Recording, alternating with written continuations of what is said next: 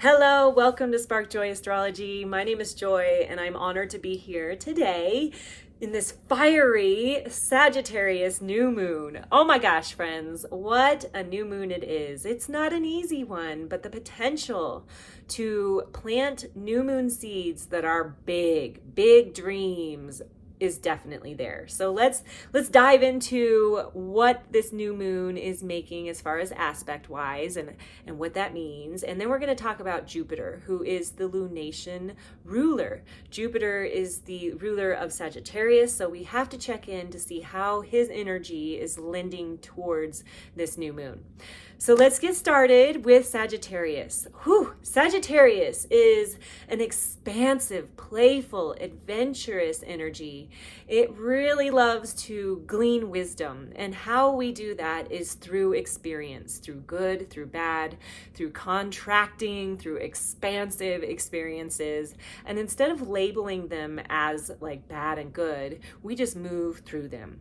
We move through them with curiosity, with courageous energy. And this is what we're working to do, friends, is to break out of old ways of being, old patterns, old cycles, and really pushing this energy that we've been working with to break through cycles all year long into a whole new version of us. And the reason I say that, friends, is that Pluto, a very slow moving friend, but very much a planet that represents the collective consciousness and big generational energy, is shifting out of Capricorn this next year and into Aquarius. It's a big planetary shift that we are about to embark on. And so with Pluto ending its big cycle in Capricorn that it started in 2008, we've been working to look at structures. Capricorn represents authority. It represents the strong foundational ways of doing life. And Pluto represents transformation at the deepest level. So at this point in the game, we are looking at our own lives. What sort of structures and systems have we been living by that don't actually serve our true expansive nature? We need to look back at all of this year, all of 2023, and see how we've healed, how we've turned pain into wisdom by doing the healing work, how we have ridden the highs and the lows, what experiences have shaped us to be the expansive version of ourselves that we see today. This is the version that we need to lean into full-heartedly and believe in. Not old stories, but this new version of us, because, ooh, friends, the script is about to flip. But we have a few more months, and it does feel, how are we going to get there, kind of, in these next few months, but things are going to start to speed up. So we're going to talk about all of that loveliness. But Sagittarius is asking you to shoot your arrow of intention into the cosmos bigly. Where are you taking your dreams, and what's the best that could happen? Ask yourself, think about it, sit on Mother Earth and get into your inner eye, your mind's eye, and really think about what is the best thing that could happen. I want you to go there. I want you to really feel it, because it is possible. Yes, we have a lot to work through. It is not easy. We're like in the birth canal, if you will, moving from this Capricorn, stable, stuck kind of energy and into a much more curious and expansive energy of Aquarius. All right, so diving into the new moon today. Sagittarius is a fire sign. It is a passionate energy, but it's the more wise fire sign of the three because it's the last one. So we've gleaned some wisdom here in Sagittarius to really be adaptable, right? So today, the name of the game is adaptability.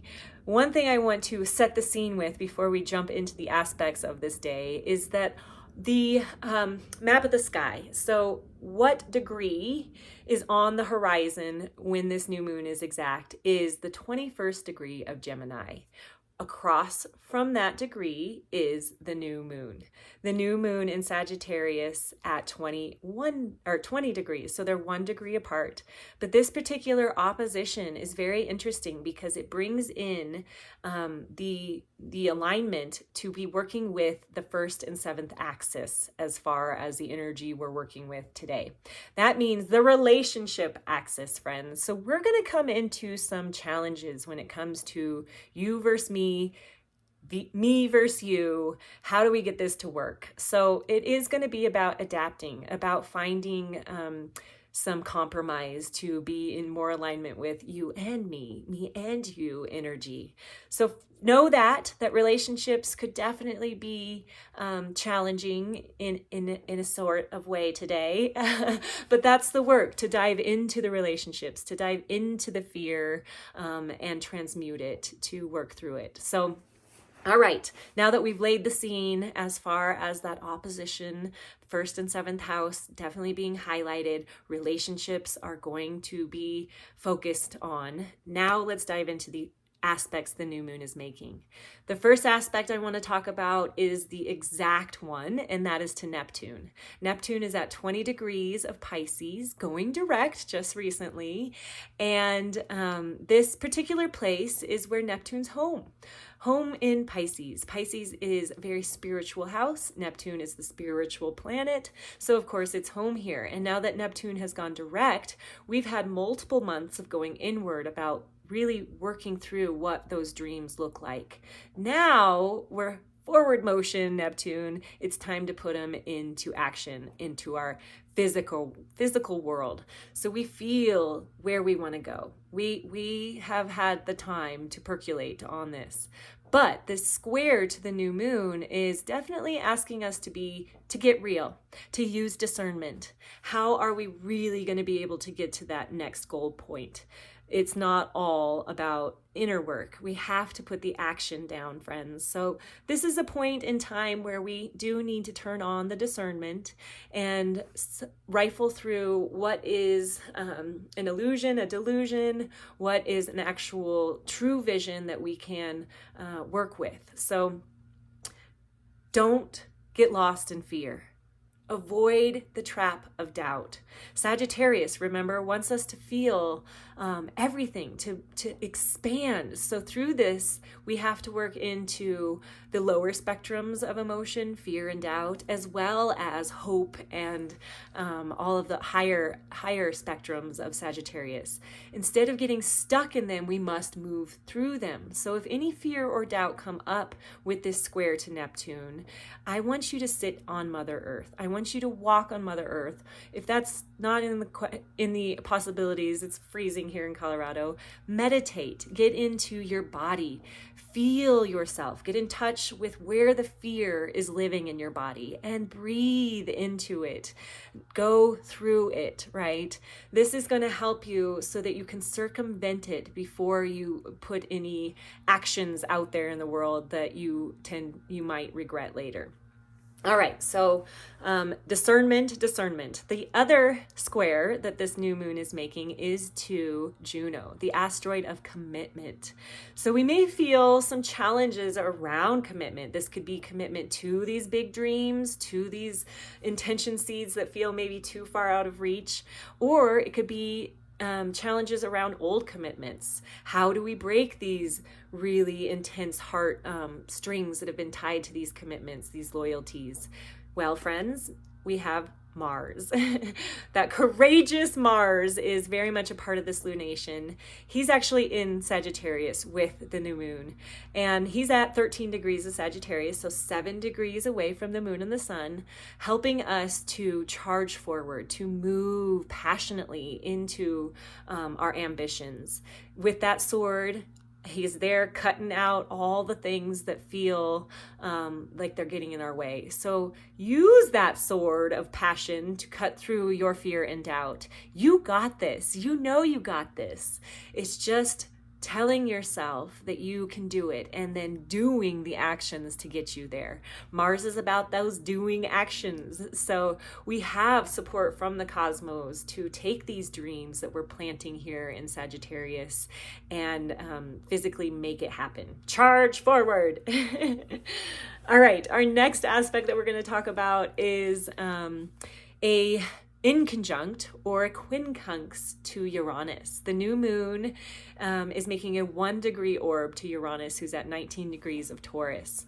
And this is an interesting aspect because Taurus is co-present to Jupiter, the lunation ruler. So this particular house has been really working hard for this entire year. We've gone through a love revolution with Venus in the house of the heart in Leo this summer, reaching out to Taurus, her home, and making important contacts with Jupiter and Uranus, really revolutionizing the way that we show up for ourselves, loving others as well, relationships, and also looking at the way that our value system is working. Are we aligned to our values? Are we making money the way we want to make money? And this particular house now making a inconjunct or a quincunx to the new moon is giving us a little bit of restless energy. Like, you know, we've shifted, we feel the shift, but now how do we move forward into these new places, into making it reality? So there's some rebellious nature that is definitely percolating with us as well. So be mindful, friends, to wield that rebellion with conscious behavior.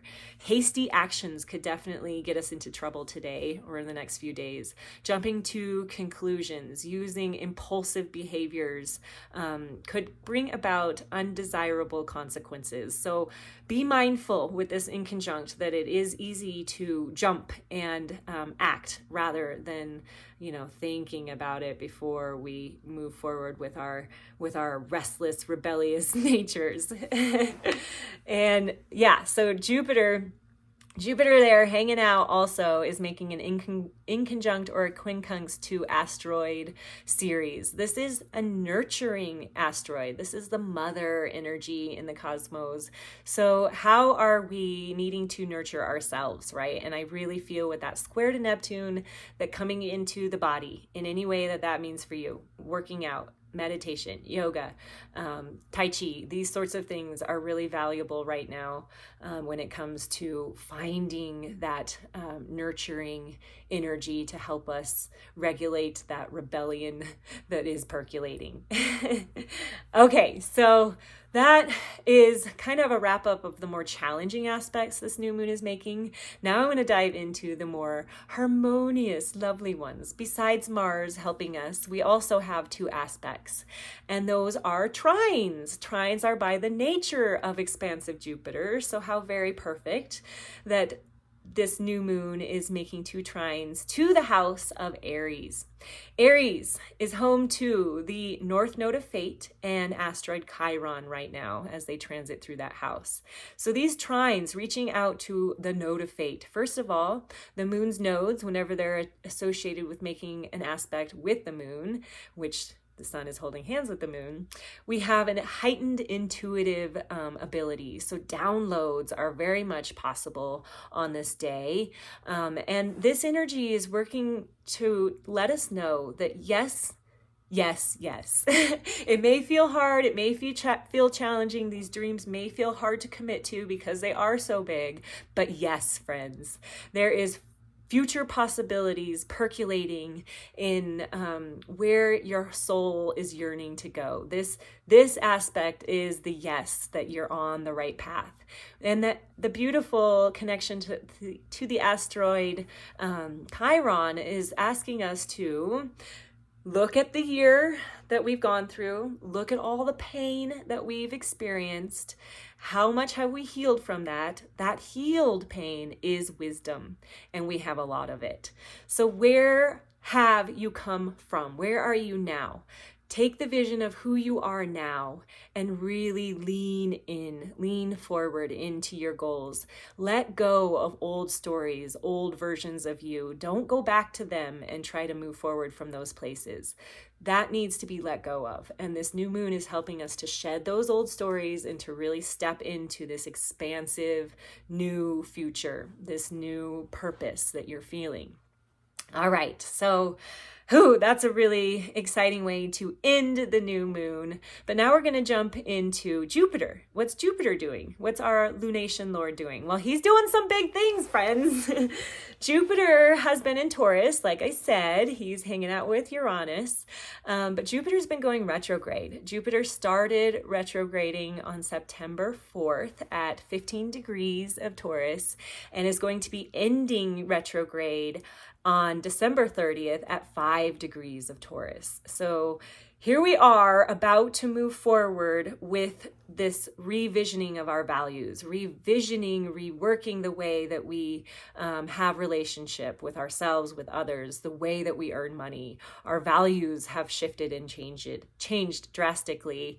And we're really ready to move that into a grounded reality once Jupiter starts to move direct. Yay! I can't wait for December 30th. Okay, so Jupiter in this retrograde has made an interesting aspect on December 8th. And I say interesting because it's going to happen 2 more times. Mercury is going retrograde tomorrow. So Mercury is very much a part of these big seeds that we're planting, asking us to go inwardly with the analyzation of the last year, of all the intel that we've gleaned, but also as we go inward with Mercury, we're more connected to our guides, to our ancestors, to our higher selves. So this particular Mercury retrograde is perfectly planned, friends, as it always is. But what happened is Mercury trined Jupiter on December 8th. Mercury, the details, the, nitty gritty, dotting the I's and crossing the T's energy, making an expansive trine to Jupiter, the expansive bigger picture, brings all the information in, right? We got the details and the bigness coming into one. So it's a flowing, communicative, beautiful aspect that lets us see the big picture and get the details all into cohesive alignment. And this first time on December 8th, when it went down, Jupiter's retrograde, Mercury's direct, although in pre-shadow phase, because these degrees are going to be revisited by Mercury as he moves retrograde and then into post-shadow. So when Mercury moves into actual retrograde motion and comes back to making that trine with Jupiter, both of them will be retrograde. And that is on December 18th. So this is a beautiful time for us on December 18th to journal, to get into connecting to our higher self, our ancestors, our guides, and really making that, intuitive connection. Then on January 19th, this is the big one, friends, when Jupiter trines Mercury and they're both going direct. This is when those dream seeds that we're planting, that we're shooting up rather in this new moon, comes into like a big explanation point. So the day after that is when Pluto moves into Aquarius. This is the big energy that I'm speaking to, that we're working to open our wings as little butterflies, breaking out of this chrysalis towards. So exciting there. The second aspect that Jupiter is making is an opposition to Venus. Venus in Scorpio, feeling deep, friends, getting real deep with how we're loving these days. This opposition, these are the two benefics. We got Jupiter and Venus, the two good guys of the cosmos, coming together. Whenever they do, there is the opportunity for beauty, for joy, for art, for beautiful connection and relationships. But it also, in an opposition, can bring out places that we're overdoing it, where excess is happening. And with that square, the new moon squaring Neptune, and this opposition of Jupiter and Venus, there could definitely be the overindulgence in substance, right? Neptune gets that illusory delusion energy going. And so just be mindful of your intake of alcohol or any other substances that you partake in, to be very mindful, to not, just do it to disappear. You want to stay focused, friends. Instead, go see an art show, go to a play, my little niece is in the ballet to the Nutcracker. So these are kind of the beautiful things that you can try to focus on this energy, this new moon with. Okay, so the next aspect I want to talk to is Jupiter making a sextile to Saturn. Saturn recently went direct in the lovely house of Pisces, co-present to Neptune. And so Saturn is that responsibility, the nature of discipline in ourselves. And so as Saturn moving forward has now reached out and made a sextile to Jupiter, there is this ability to make growth, sustainable growth through expansion, right? Jupiter. So putting plans into action. This is a beautiful energy to feel balance in that, to work towards future growth. I had an experience myself this morning where I saw a colleague just say no, because that's an easy way to go, to say no, not have to do the work, instead of playing nice and saying yes, having to do more work, working well with others, because this is the way we have always done something. This no is easy. And this takes us into a new pattern, a new way of being, an opening up, a working with others, a trusting, a faith aspect. And this is really what I'm speaking to when it comes to Saturn, breaking out of old ways and finding harmony with this expansive new way. So we have to get uncomfortable, friends. We have to break out of old cycles, old patterns, and move towards the uncomfortable place that our own integrity knows is right. So follow your integrity, very important with that particular aspect coming on play.